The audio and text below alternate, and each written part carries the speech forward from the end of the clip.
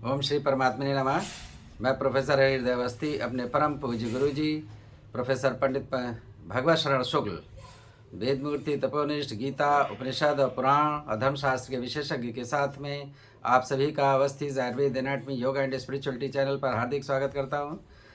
गुरु जी गीता के 15वें अध्याय के तीसरे और चौथे श्लोक की आज सरल व्याख्या करेंगे, तो हम लोग चलते हैं गुरु जी की ओर।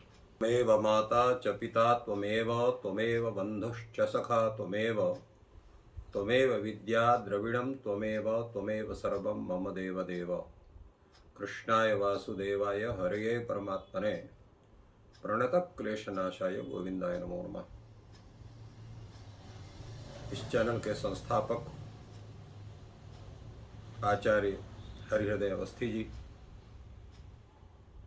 सभी इस चैनल से संबद्ध विद्वद्गण, जिज्ञासु छात्रवृंद, सहृदय सज्जनगण, आज सबका इस चैनल में और इस गीता ज्ञान यज्ञ में स्वागत है।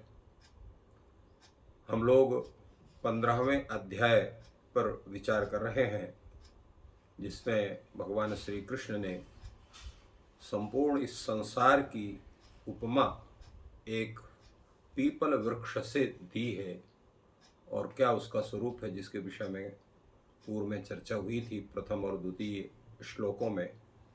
आज तृतीय और चतुर्थ श्लोकों पर हम लोग विचार करेंगे। न रूपमस्येह तथोपलभ्यते नान्तो न चादिर्न च संप्रतिष्ठा अश्वत्थमेनं सुविरूढ़मूलम् असंगशस्त्रेण दृढ़ेन चित्वा। तात्पर्य यह है, जैसा इसका स्वरूप हम लोगों को इस संसार का दिखाई पड़ता है,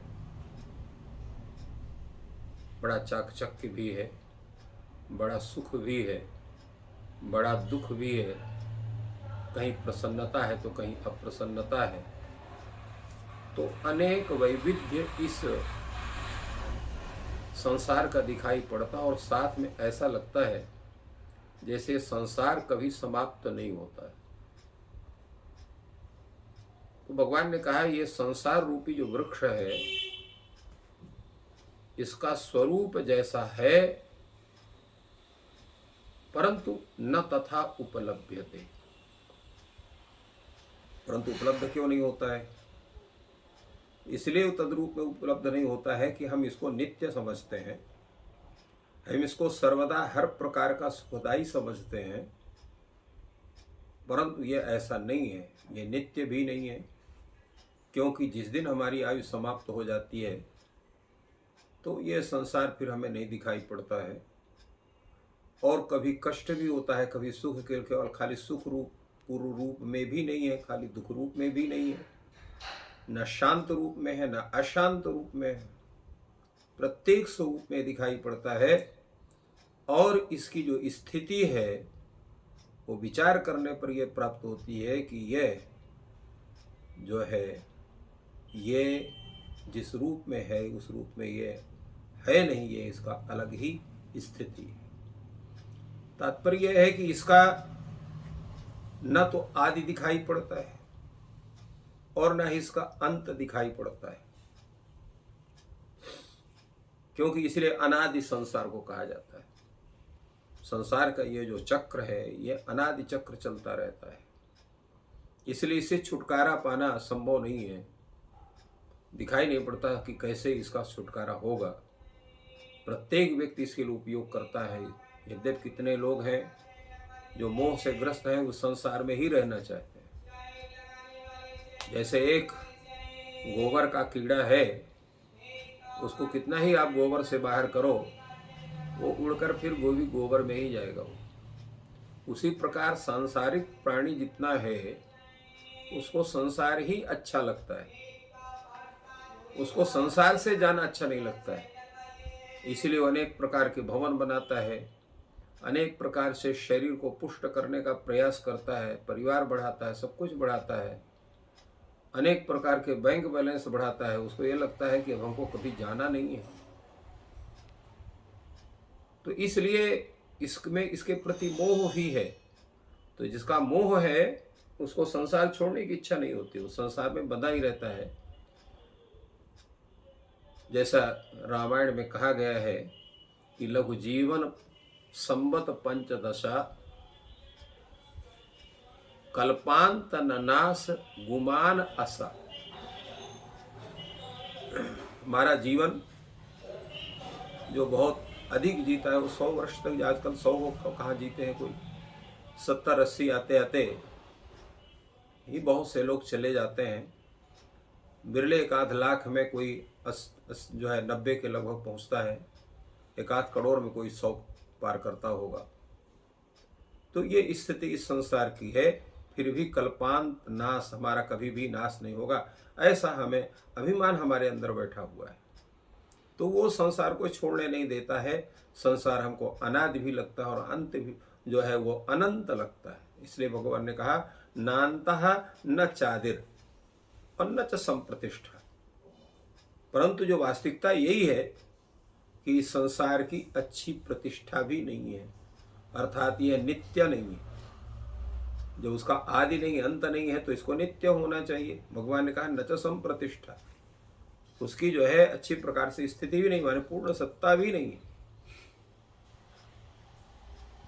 कारण क्या है कि हमारा जो अज्ञान है, वो अज्ञान इस संसार के प्रति एक स्नेह, एक वासना और एक अहंकार, ये 3 उत्पन्न करता है। अहंकार होने से हम सब कुछ अपना समझते हैं, ममता होने से उस पर हमारा अनेक प्रकार से उसका मोह होता है, और वासना होने के कारण उसके त्याग करने की हिम्मत हम नहीं जुड़ा पाते हैं। जितने दर्शन वो कहते हैं कि अगर भगवत प्राप्ति करनी है तो इस संसार से संबंध तोड़ना होगा, और संसार यह है कि अपने संबंध को तोड़ने नहीं देना चाहता है, क्योंकि इतना हमारा उसके प्रति जो राग है, स्नेह है, वासना है, वो उसको त्याग नहीं करने देती है।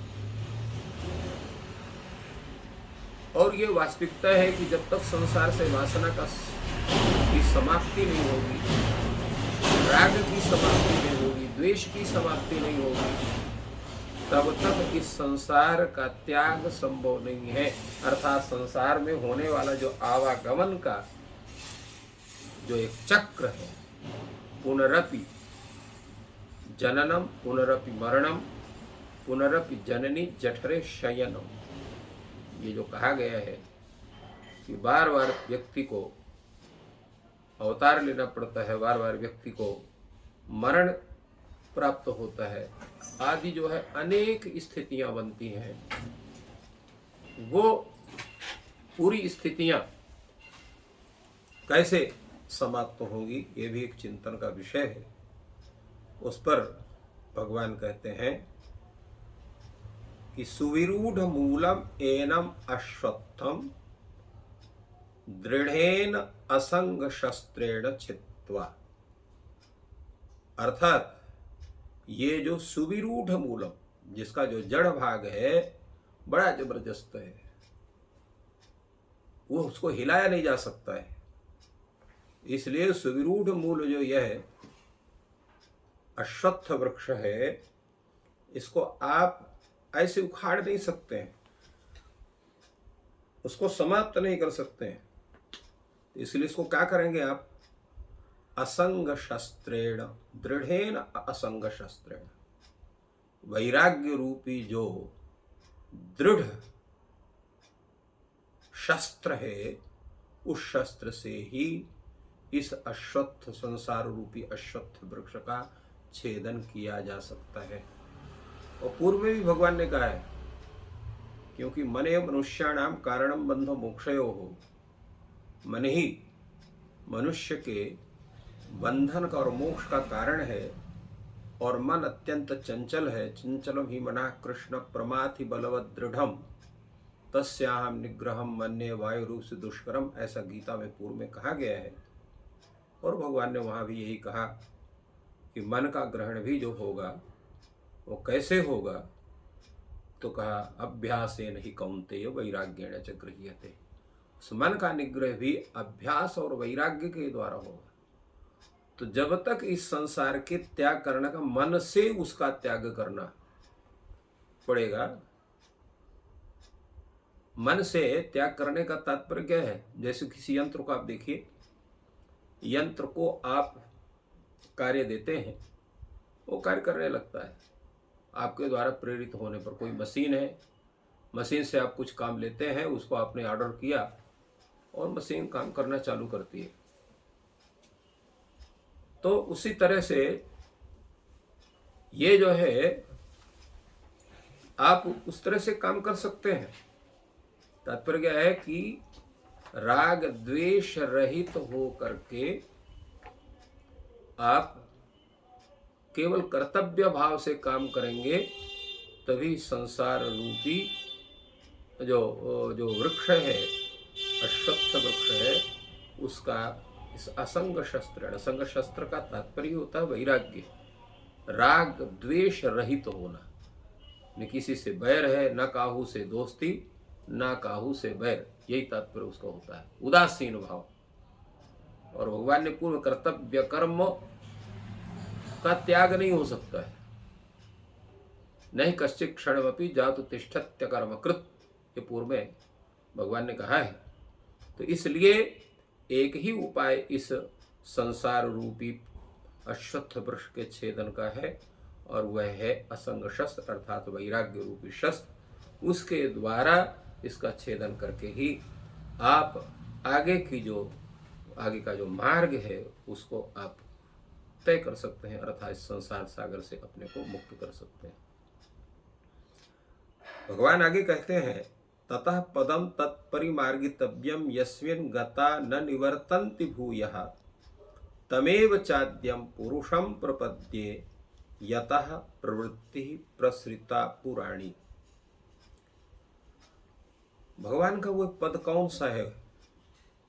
प्रश्न ये होगा कि इतना सुंदर संसार है, पत्नी है, बच्चे हैं, घर है, द्वार है, भाई है, बंधु है, और आप कहते हो कि इससे वैराग्य ले करके और इस संसार रूपी वृक्ष का छेदन कर दो, इतना सुख मिलेगा कहाँ? तात्पर्य यह होता है कि जो स्वरूप हमें प्राप्त होता है उससे अधिक तक जब तक हमें दिखाई न पड़े हम उसका त्याग नहीं करते हैं। ये प्रत्येक व्यक्ति की, प्रत्येक जीव की है। अभी किसी को शीत लग रहा हो और कहीं किसी पेड़ के नीचे अग्नि के समीप में बैठा हो, शीत ऋतु हो, उसको कहिए कि चलो हम तुमको कंबल देंगे और अच्छे घर में जहाँ खूब गर्म है वहाँ पर आपको हम लिटा देंगे, आपको पूरी सुविधा देंगे, वो वहाँ से हिलने का नाम नहीं लेगा। वो सोचेगा जो अग्नि है, जो उसका ताप है, जिसके कारण से शीत से हमारी रक्षा हो रही है, कहीं ये ऐसा ना हो कि ये भी ना प्राप्त हो। तो व्यक्ति को त्याग करने में बड़ा कष्ट होता है। इसलिए संसार रूपी वृक्ष का हनन हम क्यों करें? इतना हमारा ऐश्वर्य है, इतना हमारे सब भाई बंधु हैं, सभी कोई है, इनसे जो स्नेह मिल रहा है, इनसे अगर अपमान भी मिलता है तो वो भी अपमान में भी स्नेह का हम उसमें खोजते हैं, ये हमारी प्रवृत्ति है, तो इसका त्याग हम क्यों करें? भगवान कहते हैं कि ये जो वो परम पद है जिसको आप इस संसार को त्याग करके प्राप्त करेंगे, वो परम पद जो है इससे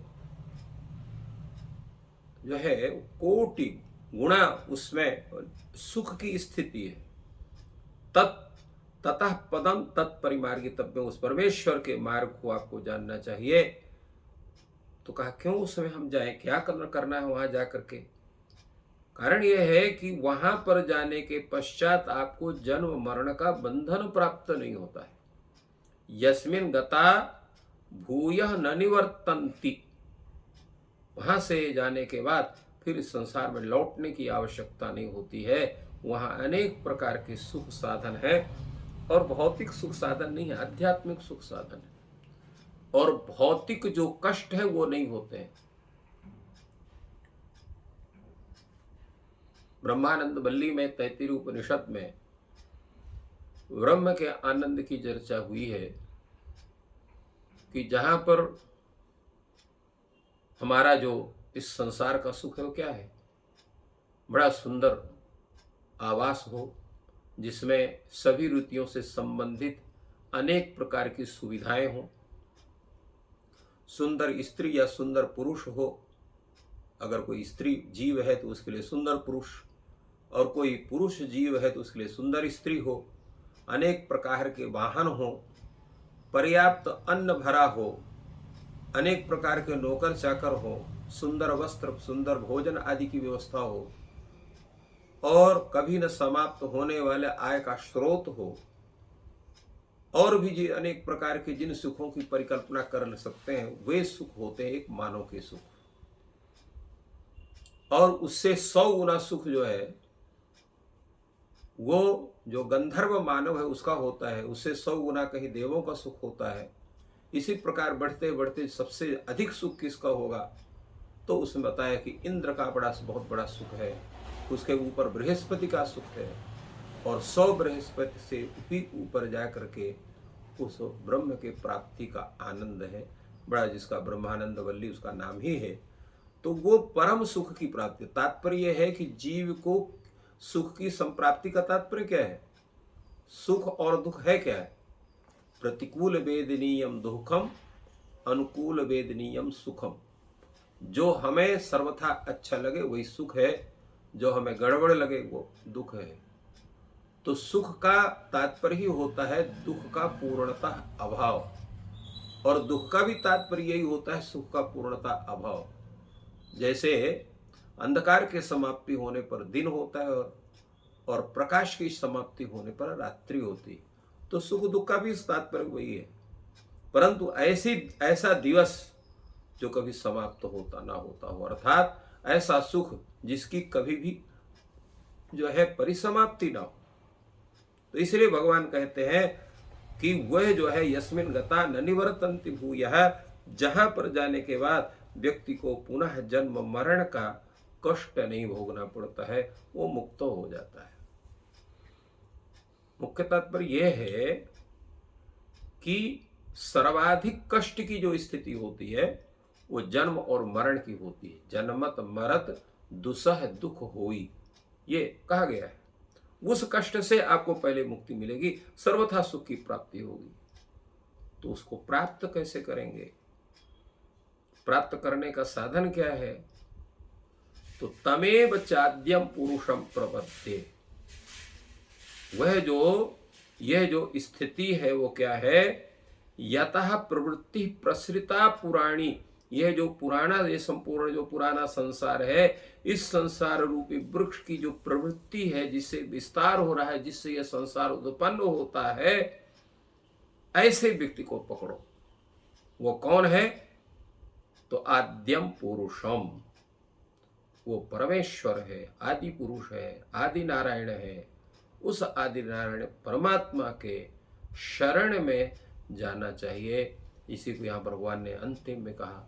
संपूर्ण उपदेश देने के बाद भगवान कहते हैं कि सर्वधर्मान् परित्यज्य मामेकं शरणं व्रज। इसी को यहाँ पर कहते हैं तम एव आद्यम पुरुषम प्रपद्ये।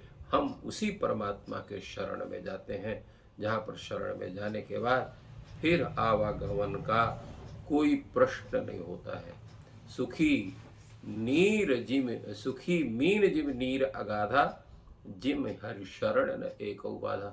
जब मीन है, मछली है, जब वो समुद्र में चली जाती है, अगाध नीर में चली जाती है, तो उसको ये कष्ट नहीं होता है कहीं पानी न खत्म हो जाए तो हमारा जीवन खत्म हो जाएगा। इसी प्रकार जब उस परमात्मा तत्व को जीव प्राप्त कर लेता है तो आवागमन के चक्र से मुक्त हो जाता है। फिर उसको ये भय नहीं होता है कि अभी फिर हमारा मरण होगा, फिर हमारा जन्म होगा, फिर मरण होगा, फिर जन्म होगा। तो ये जो चक्र है, इस चक्र से ही व्यक्ति का जो है वो छुटकारा हो जाता है।